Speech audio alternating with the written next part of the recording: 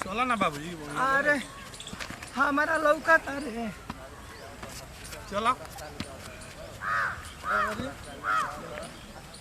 बाबू। हाँ भैया आओ तो रे बाबूजी तहारा तो चिन। अरे भैया देखिए बाबू के लगा हो दादा। अरे ये कहाँ हो? अरे तहारा चिंता बा। कहाँ है? देख देख अरे ना हुआ था बा तहारा तो चिंते नहीं है। चला चला चला खाली ई का भइल बा हो है कुल? हां चिंता नहीं है। ई का हो गई? फोन कोई नहीं है कबे की आवे गाड़ी। हम ना जानत रहनी। हां ई कुल का लेले बड़ा हो? अरे तीन गो उतार ले बानी। जब तीन गो तू जनमैले बड़ा त हमने कोनो भागल बनी जा। काहे तोहर में हरारू हमरा के सेवा करतिया। हां एक लोटा पानी मांगला पर ना देवेले। तनी चला त हम देखा तनी के सेवा कैसे नहीं के हो। अरे चुप रह। अरे तू क्या बतिए मेरे? चला ना ही करे ये हम भोर ही डांट के आईनी हां कि बाबू के सेवा करी हसा। हाय हमारे को लइका बाकी बेचारा सब दुकान बंद गुन क के हमरा के सेवा करत। अरे हट ना हो बाबूजी संग लिखा हो। तू ना रहब त हमने के रह के क्या करब जा। लो देखिए हो। अरे आवा ना तहारा बूढ़ भइल तहारा इचको बुझाई भइए ना हमनियो के गिराइब। ठरा ठरा ठरा चल सरवा नहीं के हा बा बा। अच्छा हो गई पोला। हां तो का दवाई दल ह बढ़िया हो? दवाई तो ठीक है देले बा हो बाबू। कहा तक ठीक हो जीवन तार चिंता बा। अरे का कही डॉक्टरवा तो कहता कि लगले पढ़ के लगबा।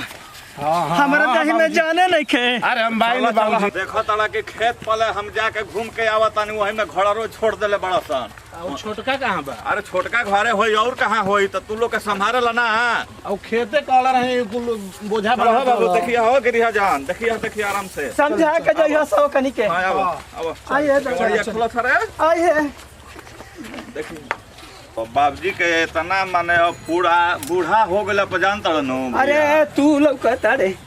अरे लौकते बा आ छोट का हमारे छोटका तो वो खेत पर कोई रहे ना। हां छोड़ के बोला अब आइल ह। अरे हा बोलाओ तनी बाबू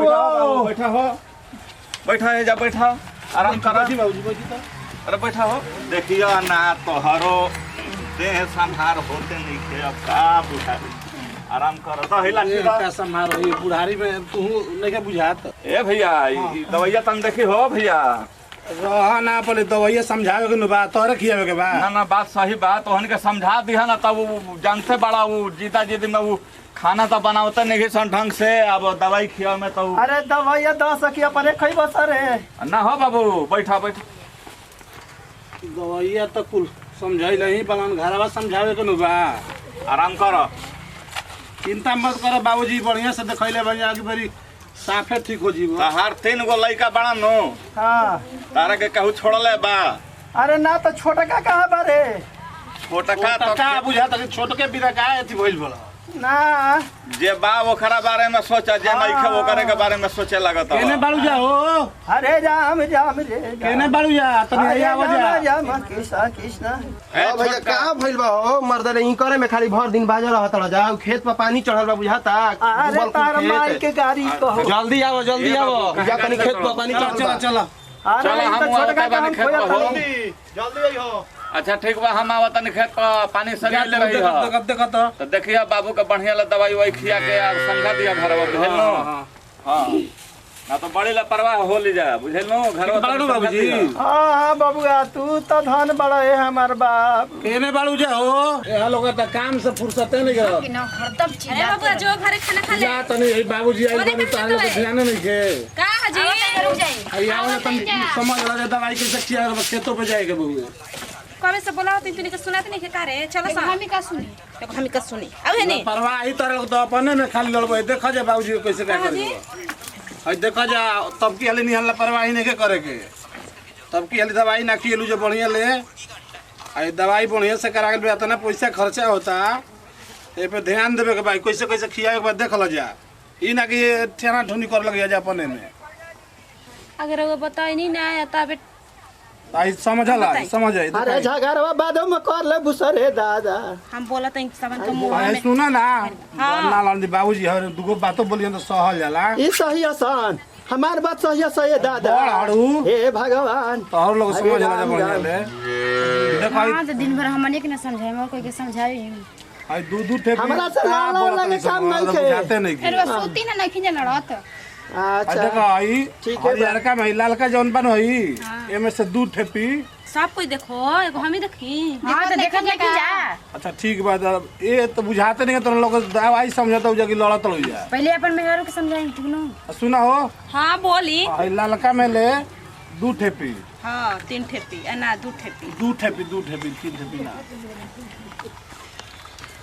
हई जौन बा ई खाना खा के जब खाना खा लियन तो 10 मिनट के बाद एक ठेपी दे देवे के बा 10 मिनट के बाद एक माने ठेपी आधा घंटा ना हाँ आधा घंटा चली आधा घंटा के बाद हाँ हई दू गो गोलिया अरे नहीं के बुझाता डॉक्टरवा के मोबाइल नंबर होई अरे हम समझले नहीं की का बराबर बोल ठीक है बस समझा दो हाँ तबीयत खराब है इतना अभी छूटत नहीं अभी कैसे कैसन बोली निकलत है इनको काहे न बोलम अरे काहे न बोलब हो रह ना चुपचाप 2 गो गोलिया अभी खिया देवे के बा तू नियो के देखसन कभी का करते सन लड़ते सन अपने में बताई ना देखो तुम जा आई 2 गो गोलिया अभी खियावे के बा आ 2 गो गोलिया 3 घंटा के बाद आई खाए ले पहले फिर 2 गो खिया दिया जा आ खेत में बड़ी काम बा ट्रैक्टर गइल बउए अच्छा दवाई बबुआ गइल बड़ा संतनी हम देखत नहीं जाके बढ़िया ले चेत ले आ जहां ना खिए बुझा तो हमारा से बुरा कोई ना एक बात सुन लियो अजी रउआ कहनी हमनी के खियाम जी नहीं ना, हो उ तो- सकेला अरे वो तो हम जानत नहीं कि तोहर लोग ऐसा ना वफादार हमने के थिए बाड़ू जागी ना जाई तब जाई जाई ना। हां खेते होते देखी हाँ, जाई कुल देखिए जाए में कुल बाबूजी के बा आ तन सेवा सत्कार तन तेल पानी को दी हनी है लेके काजम खेता ना ही कौन हेजे काम धोती। जाता नहीं हम देखिए कसरे? जा हमें कसी चल दे हम अभी चुप तू पहले अभी भैया रे जी मानी ना तो दह के बुखार होता नहीं छोड़ा नहीं कौसा सरे कि हाथ टूट गए हम ही ना कस हमार कोई थोड़ा नहीं कि खराब है पैसा कैसे याद बनू खेत के बा हां हमरे ये कहे हम गोबर पासे चल जिम बताई नहीं हां गोबर पासे चल जिम ना तो तू खिया दिए ठीक नु तो हमरा याद पड़ता खिया दे ना आ दवाई के साथ तनी तेल लगा दी हसरे दादा तोहरा के ऐसा हम तेल लगाई ना कि पता चल जाई दिन रात हम ही काम करत रही तोहरा के दवाई खियावत रही तो 1 मिनट में पता चल जाता है हो गई अब जाती दवाई खिया दे हमर नहीं खिया देगा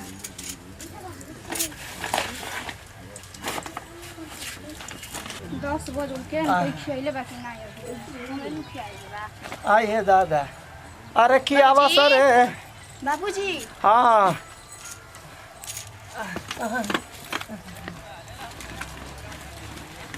अकेले दवाई खाली अच्छा के दिन छोटकी भाई तो उठला ली लगाए में रहेली बड़की भाई तो हमारे पर छोड़ देली जैसे हम ही नु बानी एगो और कोई बा घरवा में उठी जी दवाई खाली अरे कैसे उठी दाना हम खा ले तनी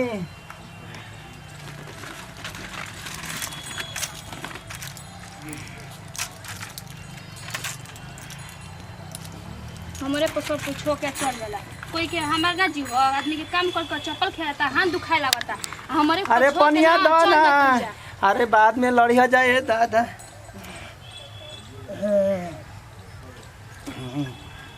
हमें पियावता नहीं हमारे पास सब कुछ छोड़ रही बा वो एगो बाड़ी तो घरे में रहेली एगो खाली बड़की भाई तो बुझाली खाली हमारा के सब कुछ मिल बा हमारे ना एगो जीव है हमार जीव ना हो हम ही खाली रही एगो काम करे वाली और कोई बा घरवा में खाली बुढ़ा के हमारे पर छोड़ता है कि हे करी छोट भाई तो कोनो मतलब हो आइए दादा अरे कौन डॉक्टर के लिखल है गोरू के का दवाई दे दे रे राम पीही ना चुपचाप गरु के दवाई दे बड़ी काड़ा लागत रे आ धरी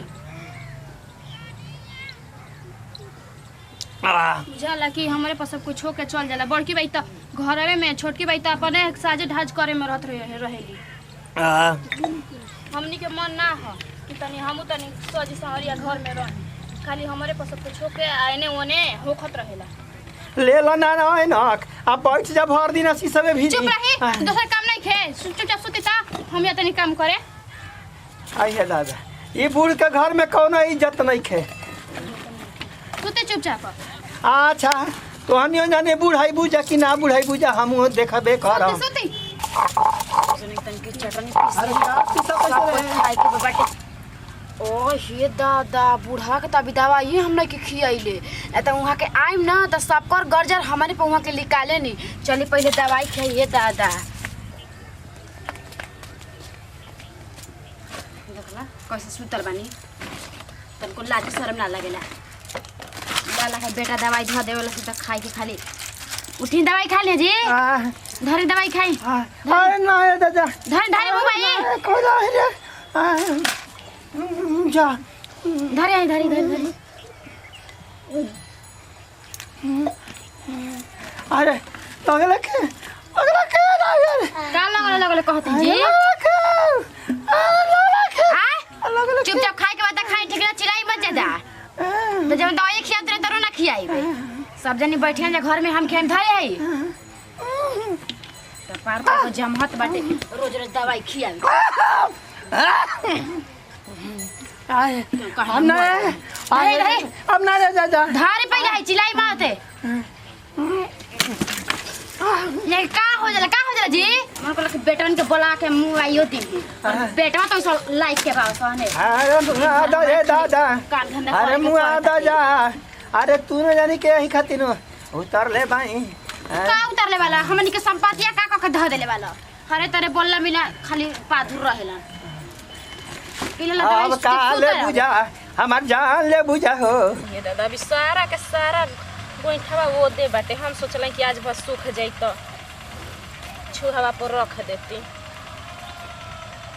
ये दादा बूढ़ावा के आवाज सुननी तो अपन ससुर के याद पड़ल उनका दवाई खिए के हमरा यादो नहीं खेना तो वहाँ सब आइम जाना तो बात बोलम जे 1000 गो हमारा घर तो ऐसे ही बावन की हमारा के आखी बाकी एको ना छोड़ी हन ये दादा देखो चटनी पीसत रही ने जी गवे छोड़ देले वैसन बाबूजी ए दादा सुतल बैंका जी घोड़वा दवाई लाइसन अरे पता ना यहाँ के परेशानी में बाई अरे हम लड़का के बोला अब रुकी हम लड़का ना हनी चिल्लानी रहो लड़का के बोलाओ अरे हमार बेचैनी बढ़ल जाता है दादा पहिल का दवाई खिला ये ए रुकी ना जी खियावत इन दवाई दे खिला मत क्या असर है दादा मत क्या बाबूजी हाँ जानते बानी कि हम ना रहम ना तो रउआ दिने दोपहरिए मर जाए उठी ता तनी से बैठी ता बैठे ना बैठी बाबूजी ना बैठी और खियावत आई का हम करी हमरा कुछ बुझाता ही नहीं छे हम ना ये दादा घरे चिल्लाई मत हमार गोड़ हाथ कांपे लगता उठी अरे हम ना ये दादा और पिया ना मुंगा दे बाबू हमरो के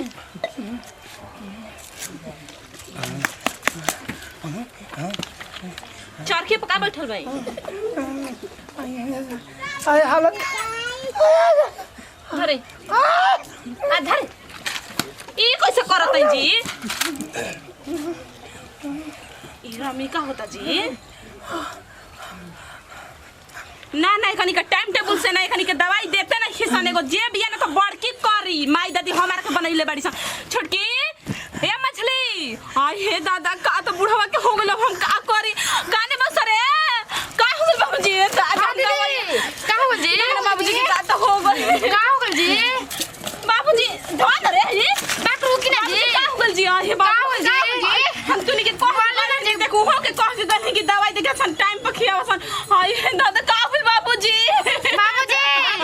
बोली ना जी बाबूजी छोड़ के तू देख ले रे अरे हमार लड़का के बोला लड़का के बोला फोन कर लगाई जल्दी मोबाइल अरे सुने बड़ा की रे हां बाबूजी बोली बाबूजी कहने कि देखा से एगो बात बतावे के बा हमरा बच्चे के नहीं के कहां छोड़ के जल्दी फोन कर रहे घर हम गिरवी रखले बानी बाबूजी ऐसे मत घर गिरवी रख देले बानी दुकान गिरवी रख देले बानी आ 10 लाख भैंस किने खातिर लोन ले रही और कह दिए सब भर देवे के दादा हे भगवान ये का कहनी जी अपने तो मरबे कहनी ना हाथ के पगहो लेके कहनी बाहर जाई बांध नाथ के पगहो ले जाई है हाथ ले कहले बानी हे दादा अरे बोलावा से हमर लइका बा के रे कोई ना बोलाई हम बुढ़वा का सेवा करत रही कि हम बूढ़ा मरी त हमरा के खेत बाड़ी लिखी तो हम राजा धनी हो खबरे काजा में डुबा के गोल मारे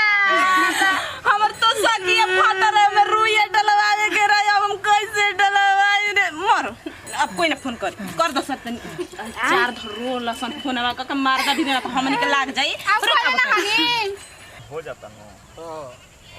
अरे भैया बाबू के तबीयत खराब है, फोन कइले रही सन, चलो जा घर में, बाबू के तबीयत पूरा खराब है। हां पूरा तो ये देख दहता का हो गेल हो, बहुत रही दवाई खियावो सन तहिनी के बुझात ना रही, हमरे बकुल काम छोड़ले बड़ा सन। घर के चल के देखबो तब ना बुझाई हो। का होइल हो चलो हो भैया, चल अरे का कहबे भैया, लोगले समझा के नहीं कैसे तो हो गेल हो। बाबू बाबू ए बाबू और बाबू चल गेल रे, अरे बाबूआ ए बाबू का हो दादा, अरे का हो गेल हो बाबू, बाबू के चौक चल गेल दवाई कैसे नहीं रहा, दवाई तो ठीक लिए रहन देखा के आओ बाबा डॉक्टर अरे ओकरे बोल नो, अरे बाबू बोला तो नहीं दवाई नहीं खती आइल काहे बरा, दवाई खिला ऐसन गिना है यानी के हमरा तो भैया तक दवाई दियल ही नहीं खे। अरे बाबू के देखो हो दादा, का भइल हो बाबू के बहुत जल्दी दवाई ना किया दलड़ी से रे, दवाइया चेक करता अभी तो लगले तम बढ़िया देखा के नहीं हां बढ़िया रहला वान का हो गइल बतियला वान का हो डॉक्टर का कहला हवा, अरे उठ के बोल दे बाबू, कहलन दवाई ठीक बनी तार बाबूजी एकदम चंगा हो लियो। आ दवाइया कैसे के खियावे करे समझल हाथ खियले ही जा, ला इहो का गड़बड़ हो गेल बउए, हम दवाई खियानी है तुम दिखाओ जा तो कौन दवाई की लग जा।